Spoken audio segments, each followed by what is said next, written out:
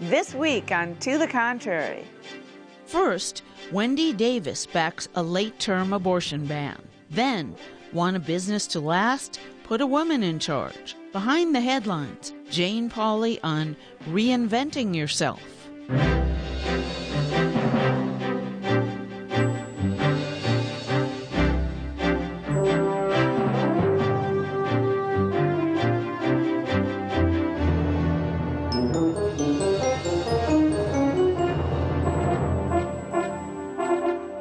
Hello, I'm Bonnie Herbet. Welcome to the Contrary, a discussion of news and social trends from diverse perspectives. Up first, an abortion flip-flop? Wendy Davis was hailed as a hero by the pro-choice movement for her 11-hour-long filibuster to stop a Texas anti-abortion law in the state Senate. Now, some are questioning whether she's a traitor.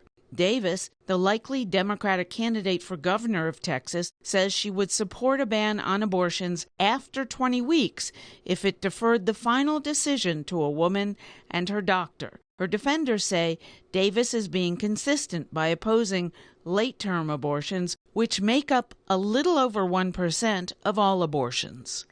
So, Sam, is Wendy Davis playing politics, or is this acceptable? Senator Davis is being given a gorgeous legislative opportunity to clarify her position. She's being consistent. I wish Wendy Davis were becoming more pro-life, but these exceptions that she's proposing are the kinds of poison pills that have been used to try to undermine pro-life laws. She's absolutely being consistent, understanding that the decision should be left, this very difficult decision, should be left to a woman, her family, her faith, and her doctor. There's an age-old saying in politics is that if you don't have a proper constituency, do anything it takes to find one. And I think this move and this new decision of hers is doing exactly that. Well, let me ask this side of the aisle, though.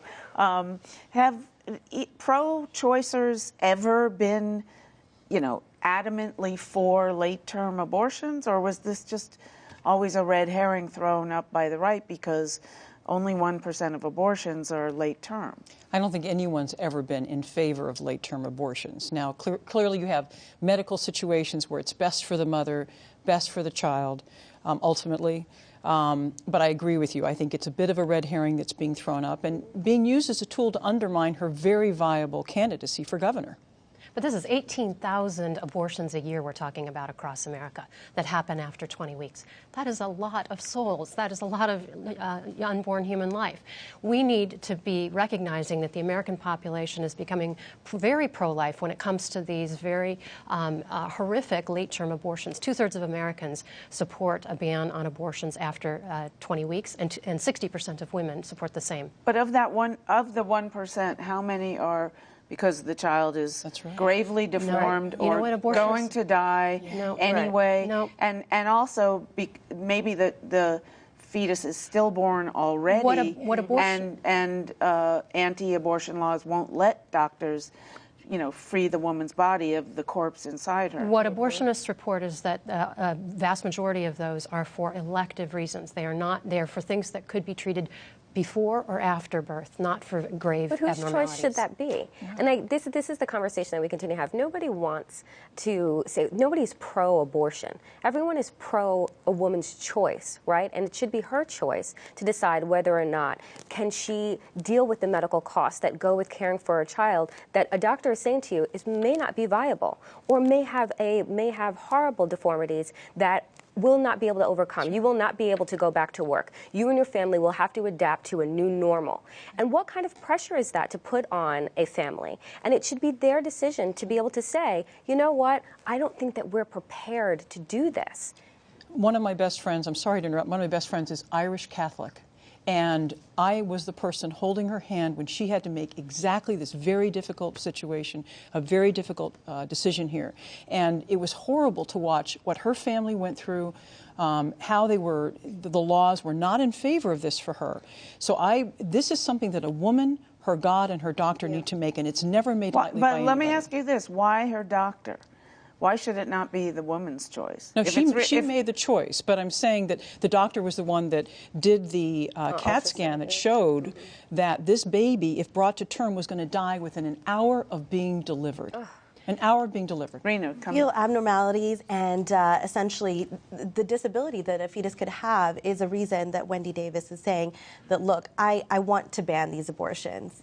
She is really flipping her entire stance on this. She stood there last year and did this filibuster entirely on a bill that supported abortions right up until birth. I really think this is really disloyal of her. She's looking for a base here. It's Texas.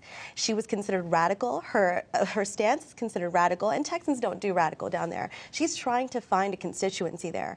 They weren't going to take that. Do you think it's going to help her They're conservative. politically? I think this will help her. It will. Texas is conservative through and through, and we know that while in much of the country she became very popular, what was it going to do to her down there in Texas? It made her that Democratic nominee, but certainly wasn't going to carry her to the finish line.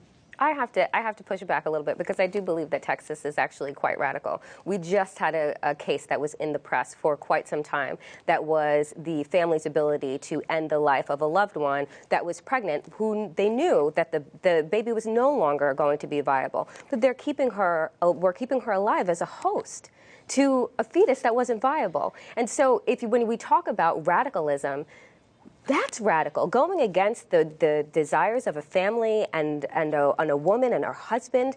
I mean, I can't think of anything more radical than that. I often think in these situations, if families who wanted to keep the woman alive had to pay the bills personally, wouldn't that resolve the issue right away? We have all kinds of healthcare discussions here, but let's be clear. The Texas law already has an exception for grave fetal abnormalities. That is, that couldn't be reversed by any medical assistance. So there's already an exception there. What we're talking about are elective types of things. Though we know that the health exception has been used very broadly to undermine the protection of life generally. No doubt these are very difficult decisions for all families and women. But we are talking about the difference between the new normal, making some adjustments in your family, finding an adoptive family for your child, and can you find an adoptive family for somebody who can't see, speak, walk? There are special needs adoption has become very much a concern, and churches are investing in trying to help find homes and so on. But we need to be clear on what's at stake here. This is an unborn human life, and the vast majority of Americans are seeing that, particularly in these late-term abortions. I don't know the numbers on what percent of the 1% are elective or not. The number that we know now is that abortions are down. They are at the lowest rate that they have ever been since Roe v. Wade. And what we know is that this is not something, to your point, that women go into lightly. That's right. It's not an elective. It's not a selection. Right. It is a grave decision that women have to bear with for the rest of their lives. Right. And so I think that the conversation that we have around, women choosing and kind of wanting this carefree, there's nothing carefree about making the decision about what is right for you and your family and this, and how you want to move forward. Abortion. And I think that that's really important for us to remember, that it's not just a flippant decision. All right, let us know what you think. Please follow me on Twitter @BonnieRBay. From abortion to women-owned businesses. In the cutthroat corporate world, businesses will do anything to stay afloat. But for many companies, the key to survival may be as simple as having a woman CEO. When we look at things like the gender wage gap, we find that men tend to do better than women across the economy. Here, in terms of survival, we're seeing places where women actually out-survive men. So that's what's particularly exciting about this. According to a new Cornell University study, women-owned businesses survive longer than male-owned companies in certain sectors. Previous studies have shown male-owned companies last longer in all sectors, but Professor Michelle Williams, who led the study, says that's only true in certain industries. Women-owned businesses in the areas of educational services and dance studios, clothing, gift-giving, and alcohol sales and service last longer than do men's. Alcohol sales is very exciting to us because that's also likely to be related to high profitability as well as survival. We're starting to look at are some of the mechanisms that might cause this to happen. So one of the things we're looking at is women's proportional representation among business owners as something where they're more visible, and it lends legitimacy to women as business owners. They also outlast men's businesses in large cities. This not only has an effect on women going into businesses, but a subtle effect on stakeholders such as loan officers and the general public who are customers of women-owned businesses. So what is it, Jennifer Marshall, about these 4 categories? I understand, women dance studios and to a certain extent educational services, since lots of women are teachers, or the majority of teachers are women. But alcohol sales and service, where does that come from? I think you're right on those first couple of fields. These are ones that women's are probably better represented in to begin with. In the alcohol service industry and restaurants and such, it takes a person with a great personality and with relational skills and talkative to be able to make a go of that. And women have those skills in abundance often. Well, speaking as a former bartender, I know exactly why women worked my way through college doing that. Listen, all the research shows at a much higher level, 10,000 feet up in the air, that on corporate boards, if there are more women on those corporate boards, those corporations will do better and be more profitable. I think this is just the small business sector tracking with that data. Are we going to see more of this? Are we going to see an addition of industries? The fastest growing sector in small business, opening of small businesses, is women who find that flexibility that they can get makes it much easier for them to have a job and a family. And why is it that companies with more women on the board are more profitable? Has anybody studied that? Yes, they have. And what it boils down to is decision-making and risk-taking. Women are much more calculated about risk-taking than men are. Men tend to take the dice, throw it on the table, and go, let's go for broke. And we saw that in the economic meltdown we recently went through. Women, however, take their data in, make very qualified, careful decisions, the same decisions they make when they're running and paying the bills in their own family households. Sure. I think this is great news. It's just a sign of times to come. And with more young women like me entering and becoming entrepreneurs, entering small business and service-based industries, this is all really aligning and sounding great to me, because hospitality is hospitality and women do well in it. I think it's fantastic. I think that it's great news that women need to start more businesses. Women need to be out there. What we know is that women are 52% of the workforce, and so it makes sense that now we're starting to trend upward in being in ones. I'm not so excited about the fields necessarily. I'd like to see it across the board in business that women are doing well, not just in hospitality because we're nice or sweet or anything like that. But I really want to see it across the board. But I think that this is a great springboard for women. I would also like to point out, I don't know this research, but I suspect that a lot of the businesses that were cited are ones that have lower barrier to entry, so that women can actually get into those fields. Yeah. But, and it was also true a number of years ago, I haven't kept up with the data, but that most women-owned businesses were very small, 2 and 3 people, tend not to be even getting into the middle ranks like the top Fortune 500 or Fortune 1000. Is that changing? Slowly but surely, but you're right. That particular statistic has remained pretty steady. The big change, however, has been in the sheer number of women that are entering into the workforce, and I would predict over time that will move the statistics over, that we'll have more and more women in that middle sector that are also thriving. And why, let me ask you this, though. Women clearly are more conservative. In investments, not just as corporate board members, but also when they invest. Men gamble, women sit back. They drive brokers crazy. Supposedly, on average, not everyone. Right. There are always differences, but on average, they drive brokers crazy because they want to know everything about a stock before they buy it. That's right. But sometimes that's not good. That's I mean, sometimes you miss the curve, you miss the wave. You have to have that ability to take those risks so that you can get to the next level of profitability and income generation. In truth, the real story here is you need both women's and men's decision-making abilities to really get optimal results, which is why having more women on corporate boards with men results in better effects. So maybe these women just need to have some more men around them, too, to help them make those gambling decisions. I think because you can be strategic as well as gamble, and that's what makes a business successful you know, regardless of who's in charge of it, is having that kind of thought pattern going across the board. And if you have both men and women, then you will be successful. And this business environment is a microcosm of the world generally. Men and women do have differences. On average, as you said, it's not cookie cutter, but those sharpen one another. And the interaction of those is important for the economy, the home, the neighborhood, the community, the nation. And I would argue it's important for politics. This is why we need Exactly. All right, from politics to something else. Behind the headlines, reinventing your life. Former NBC Today Show host Jane Pauley says anyone can, and she told me millions of Americans have, embarked on the journey. Their stories contain lessons for those of us who haven't begun reimagining our lives yet. We have an opportunity that could stretch a decade or two, or maybe even 3 longer than we're thinking of. And, you know, the fundamental question is, what are you going to do? It's been nearly 25 years since Jane Pauley left the Today Show. Now at 63, she hopes to inspire baby boomers and Gen Xers who start turning 50 this year. I want to give it some thought.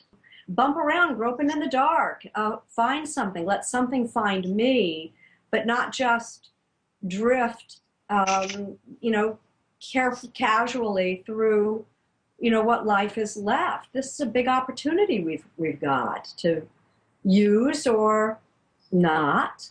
So it's simply a heads up. It's more of a show and tell book than a how-to book.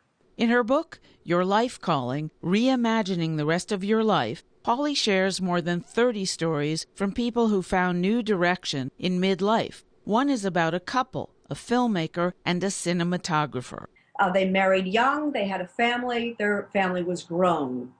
One Saturday morning in the 90s, they read an article in the New York Times and became aware of the Chinese orphanages that were packed with abandoned girls as an unintended result of the one-child policy. And they look at each other and one says, we should do something.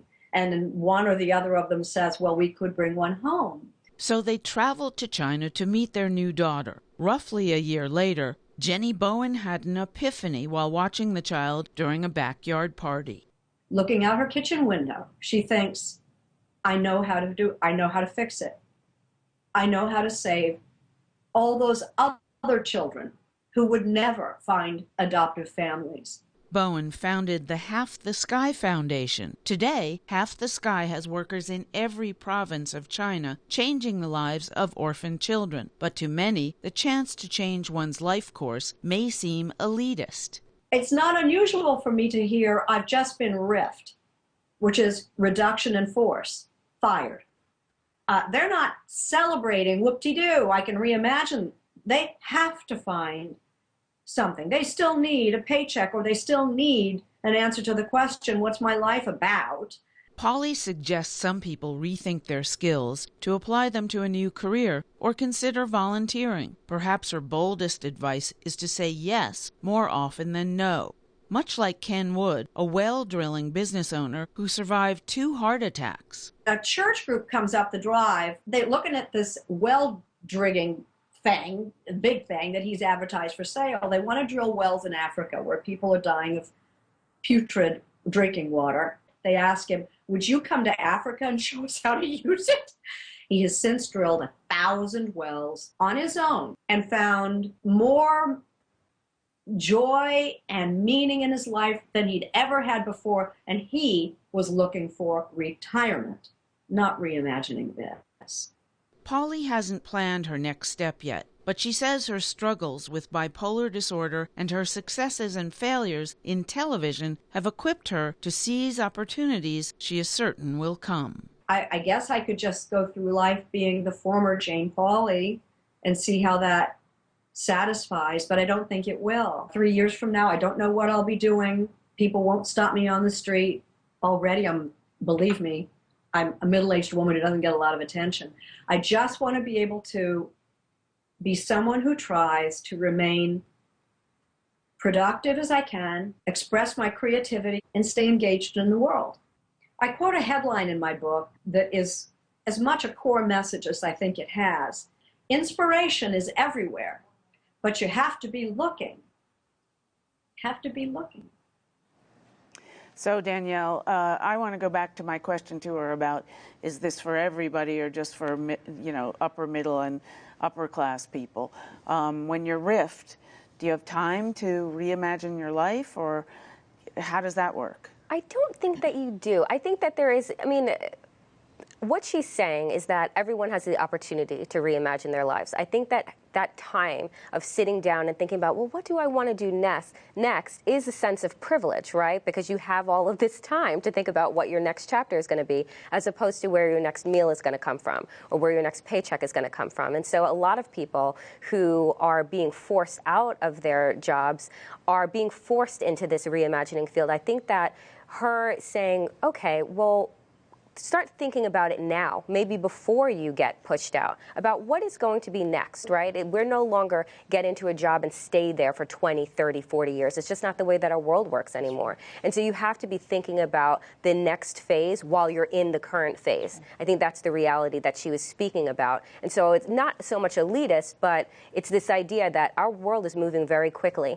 and we need to be thinking sometimes 10 and 15 steps, in front of where we are. What is universal about her message in this book, Your Life Calling, is that we all yearn for this sense of meaning and purpose and contentment, and that applies across the board, no matter where you are in life, if you're on the mental map you had or if you're off. I've written about this before, and I appreciate the fact that she uses the word calling, because that implies that there's something out beyond us. We have gifts, we have been given gifts, and it is a mark of gratitude to recognize how we have been created and pursue that to the good of others, with a sense of gratitude towards our Creator, that we have these gifts to use in the world around us. I think it's a great encouragement she's given us. And we can. You just reinvented yourself. That's right, I did. Having paid off a lot of debt, including daughter's student loan debt, and on our historic renovation of our home, we found ourselves in the position where I could leave my 5-year position in Washington, D.C. as a national CEO to go back to my hometown in Allentown, Pennsylvania, and focus on writing a book and telling my story of going from being white, sexually trafficked as a young woman to being a national CEO in Washington, D.C., and running for U.S. Congress and running for mayor and being my party leader for my party in Allentown, Pennsylvania. So what I want to do with my next re-envisioning is help take my story so that women across the country are inspired to consider a run for office themselves, that they too can do it just as I did. And I think 2 things I've heard at the table today. Number one, we used to think that we'd work and then we retire and then it was over. But it's not like that anymore. It's phase to phase to phase, and we can prepare ourselves for that financially and economically. I agree with you that people thought that way in the 50s, maybe through the 60s, but having gotten out of college and graduate school in the mid-70s, I never thought that way. Is your generation thinking that they're going to, you're going to get the, 50 years at the company or 40 years, you get a golden watch and, I think you're and thank you, and you go off to your little picket fenced cottage? We're thinking completely differently. I think we are completely eons beyond that. It's so ironic to be sitting here at the table with Sam today, because many years ago when I was a Young Hill staffer, I heard her speak, and I wasn't sure where I was going, but it was one of those moments in Washington I had, and one that sticks out in my mind where I thought, what do I want to do next? I knew I had to have that job because I couldn't be without work. Now, there's your have to. But I also realized in 2011 that I could take the next step, and I wasn't independently wealthy. I didn't have some funding source. I just knew that I wanted to reinvent myself. I couldn't do it anymore, what I had been doing. So I decided to make the leap because of hearing things from people like Sam saying that you can do it, you can reinvent yourself, and you don't have to stay stuck.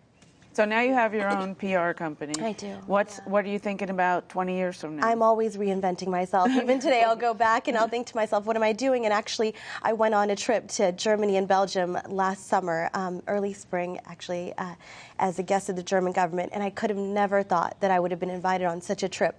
Immediately after the trip, I took steps to open my own government relations practice and create an arm of that. And that was something that nobody had talked to me about. It was one life moment that had me changing and thinking about the next step. So already, like I said, today I'm going to be going back and thinking, what's next for me? And I think that's the beauty of being someone who is on the cusp of being a millennial. I'll say I came out of college at a time where I wasn't entirely sure. It saddened my parents that I wasn't moving on to a master's degree, to professional school, but I knew that I could do something, and I wove it all together, and somehow it all worked out. All right, let's hope it works that well for everybody. That's it for this edition. Please follow me on Twitter and visit our website, pbs.org/to-the-contrary. And whether you agree or think to the contrary, see you next week. Yeah, I mean, now, obviously, there's no way you can have a whole career. You know, what's fascinating is we did a lot of work with ARP, and I happened to be in the room with ARP, and they were talking about the new branding strategy, which is no longer a retirement organization. Well, they've been going out. Yeah. But I got my first letter from them when I was 50. Now they're getting 45 and Rethinking the whole thing. Yeah. And No longer the end of your life. It's like, I love the idea of phases. It's no longer like, this is what I did and now I'm done.